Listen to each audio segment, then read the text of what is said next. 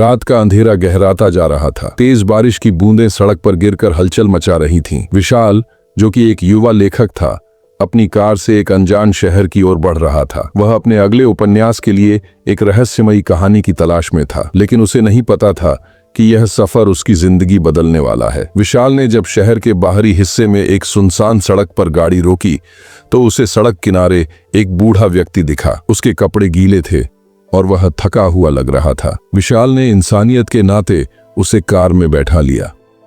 आप कहाँ जा रहे हैं? विशाल ने पूछा।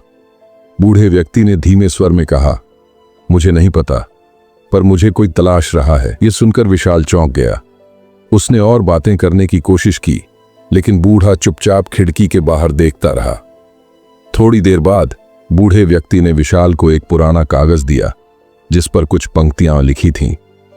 जब अजनबी की तलाश में जाओ तो पहले खुद को पहचानो, जो खो गया है वही तुम्हें रास्ता दिखाएगा।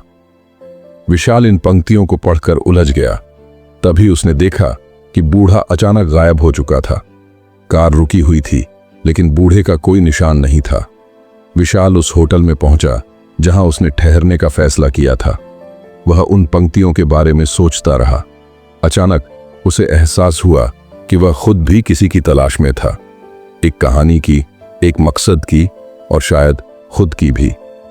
अगली सुबह वह शहर के एक पुस्तकालय में गया। वहां उसने पुराने दस्तावेजों में उस बूढ़े व्यक्ति की एक धुंधली तस्वीर देखी। नीचे लिखा था, रहस्यमयी लेखक जो अपने अंतिम उपन्यास के किरदार को तलाशते तलाशते खुद खो गया। विशाल को समझ आ चुका था कि उसकी यात्रा सिर्फ एक कहानी की तलाश नहीं थी, बल्कि खुद की पहचान खोजने की भी थी। कभी कभी हम बाहर किसी अजनबी की तलाश करते हैं, लेकिन असली सफर अपने अंदर की तलाश का होता है। जीवन का रहस्य यह नहीं कि हम क्या खोज रहे हैं, बल्कि यह है कि हम खुद को कितना जानते हैं। विशाल ने अपने उपन्यास का नाम रखा अजनबी की तलाश, और इस यात्रा ने उसे सिर्फ एक नई कहानी ही नहीं, बल्कि एक नई सोच भी दी। ऐसी ही सस्पेंस मोटिवेशन कहानी देखने के लिए हमारे चैनल को सब्सक्राइब जरूर करें। धन्यवाद।